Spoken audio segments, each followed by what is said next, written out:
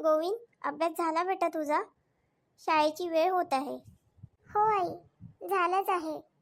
राम आला तर आम्ही निघतो शाळेसाठी. आई, तू कामावर चालली का? हो बेटा, मी पण कामावर चालली ना. कामावर जावं पण लागणार रे बेटा, नाहीतर आपल्या घरचा खर्च कोण करणार आहे रे बेटा. आता तसंही पावसाळा सुरू आहे ना, रोज कामावर जाणं खूप आवश्यक आहे. का बरं आई? पाऊस जर मुसळधार आला तर नदीला पूर येते न, मग नदीच्या पलीकडे जाणं अशक्य राहते. तुला आठवत आहे का, मागच्या वेळेस जेव्हा मुसळधार पाऊस आला होता त्यावेळेस तू काही दिवस शाळेत नाही गेला होता. हो आई, खूप दिवस मी शाळेत नाही गेलो, तर माझा गृहपाठ पूर्ण नाही झाला होता. मग जे मित्र शाळेत आले होते त्यावेळेस त्यांच्याकडून मी वह्या घेऊन पूर्ण गृहपाठ पूर्ण केला होता.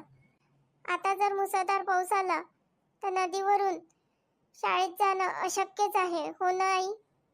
हो रे बेटा, म्हणूनच मी रोज कामावर चालली आहे, का थोडेसे पैसे साठवून राहील तर त्यावेळेस कामात येईल. आई, त्या नदीवर पूल का बरं नाही बनवत सर्वजण मिळून? गावातले लोक नेहमी म्हणते की आपण नदीवर पूल बनवू, पण आतापर्यंत पूल बनला नाही आहे. पावसाळा आलाय तर सर्वजण लक्ष देते, पावसाळा गेला तर कोणीही लक्ष देत नाही. गोविंद, तू तयार आहे का? चल आपण निघू. हो, थांब, येतो मी. चल, मी पण येते तुझ्यासोबत, नाही तर मलाही उशीर होईन कामावर जायला. चल आई. राम, मुसळधार पाऊस आला तर आपण नदी कशी पार करू रे? आता कमी पाणी आहे म्हणून आपण शाळेत जाऊ शकत आहे. बरोबर बोलत आहे तू गोविंद. तू येण्याच्या पहिले आई अजून मी तेच बोलत होतो. जर नदीला जास्त पाणी राहिलं तर मी शाळेत पण नाही जाऊ शकील, नाही कामावर पण नाही जाऊ शकन. हो रे, बरोबर आहे. आपण सर्व गावातल्या मोठ्या लोकांसोबत बोललो की इथं पूल बनवा म्हणून, तर सर्वजण ऐकन का रे? आपण बोलून तर पाहू, पाहू ऐकते का नाही. हो, बोलून बघू. पण चल आता, शाळेत जायला उशीर होऊन राहिला. हो चल. यंदा शहरात जाऊन मी पहिलेच सर्व कामं करून घेतले. पाऊस आला तर मग काही कामं होत नाही. कोणते कामं केले? आपल्याला का काम राहतं रे शहरामध्ये? शेतातलंच काही काम होतं, ते करून येऊन गेलो. बरोबर आहे. चहा ठेवू का सर्वांसाठी? हो वहिनी, चांगला अद्रकचा चहा करा. थोडा थोडा पाऊस येऊन राहिला तर थोडी थंडी लागून राहिली आता. हो भाऊ, करतो. काका, काका, घरी आहे का? कोण आहे रे? ये अंदर. आहे मी. का झालं गोविंद, काही काम आहे? काका, काही बोलायचं होतं. हां, बोल ना. काका, आपण नदीवर एक छोटासा पूल नाही बसवू शकत का, ज्यामुळे नदी सहज पार करता येईल आणि आम्हाला शाळेत पण जाता येईल ना, आमच्या आई त्यांना कामावर जाता येईल. हो बेटा, पुलाचं काम करणं आवश्यक आहे, पण ते राहूनच जाते. पावसाळा संपू द्या, मग पुलाचं काम करून घेऊ. पण काका, आमच्या शाळेचं खूप नुकसान होते. शाळेत न गेल्यामुळे आमचा अभ्यास नाही होत.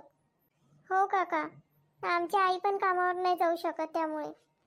हो, सर्व ठीक आहे, पण आता पावसाळ्यामध्ये पुलाचं काम कसं करणार आहे आपण? एक वेळा पावसाळा संपू द्या, त्यानंतर आपण पुलाचं काम हिवाळ्यात करू. गोविंद, राम, बसा रे बेटा, मी चहा करत आहे, चहा पिऊनच जा. नाही काकू, आई वाट पाहत असेल. ठीक आहे काका, आम्ही येतो. काकू, येतो आम्ही. हो रे बेटा. गोविंद, आता कसं करायचं? गावातल्या मोठ्या लोकांना तर म्हटलं की पावसाळा संपल्याशिवाय काही करू नाही. आता आपल्या छोट्या पोरांनाच काहीतरी केलं पाहिजे. पण आपण का करू शकतो? आता आपण सर्व लहान मुलं मिळून नदीचा पूल बनवू. पण आपण बनवू शकू ना? पाऊस पण एवढा येऊन राहिला. केल्याने होत आहे रे, आधी केलीची पाहिजे. आपल्या शाळेत शिकवते ना. हो, तू बरोबर बोलत आहे, पण जे मोठ्या माणसाचं काम आहे ते आपण लहान मुलं कसे करू? एक वेळा करून तर बघू. झालो आपण यशस्वी तर ठीकच आहे. चल ठीक आहे, का करावं लागेल? तू आपल्या सर्व मित्रांना सांग की आपण नदीवर पूल बनवू. पण गोविंद, पाऊस तर खूप येत आहे. हो, पाऊस थोडा बंद होऊ दे, थोडी उघाड पडू दे, तेव्हाच आपण हे करू. आणि आपला श्याम दादा आहे ना, निळकंठ काकाकडे तो सुतारकाम शिकला आहे. तो पण आपली मदत करन. ठीक आहे, मग मी सर्व मित्रांना सांगतो. तर मग गोविंद, करायची सुरुवात नदीवर पूल बनवण्याची? हो दादा, आम्ही तर केव्हाची वाट पाहून राहिलो. आम्हाला का करावं लागेल दादा? सध्या पावसाळा असल्यामुळे नदीला पाणी थोडंसं जास्त आहे. उन्हाळा असला तर पाणी थोडं कमी राहते, तेव्हा काम करू शकतो आपण. पण काही हरकत नाही. सर्वात पहिले आपल्याला थोडे नदीमध्ये मोठे मोठे गोटे टाकावं लागेल, जेणेकरून मला थोडं काम करायला त्रास होणार नाही. आणि नंतर थोडे लाकडं तुम्हाला जमवा लागेल. मग सर्व सामान मी घेऊन येईन. ठीक आहे दादा, आम्ही सर्व तुझी मदत करतो. आपण काही जण दादासोबत इथे मदत करायला थांबू आणि काही जण लाकडं घ्यायला जा. ठीक आहे, तसंच करू. तुम्ही 5-10 मिनिटं थांबा, मी लवकर घरून सामान घेऊन येतो. ठीक आहे दादा. श्याम, तू खूप चांगला पूल बनवला. लोकांना खरंच गरज होती या पूलची. आता सहज नदी पार करता येईल. काका, ही सर्व गोविंदची कल्पना आहे. गोविंदने ही कल्पना दिली नसती तर हे सहज शक्य नसतं काका. खरंच गोविंद आणि त्याच्या मित्रांना मानावं लागल. आम्ही तर हा विषय पुढं पुढं ढकलत होतो, पण तुमच्या पोरांमुळे हे शक्य झालं न, खास करून गोविंदमुळे. गोविंद, एवढ्या लहान वयात खूप शहाण्यासारखं काम केलंय बेटा. मोठ्या माणसालाही जे जमलं नाही ते तू करून दाखवलं. पुष्पा, तुझा पोरगा खूप गुणाचा आहे.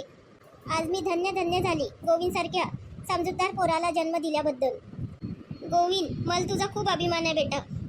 न पूर्ण गावातल्या लोकांना पण. मी काही खूप मोठं काम नाही केलं आहे. फक्त गावातल्या लोकांना जी गैरसोय होत होती, नदी पार करून मुलं शाळेत नाही जाऊ शकत होते आणि जे कामावर जाते ते कामाला पण नाही जाऊ शकत होते. फक्त मी त्यांची सोय केली.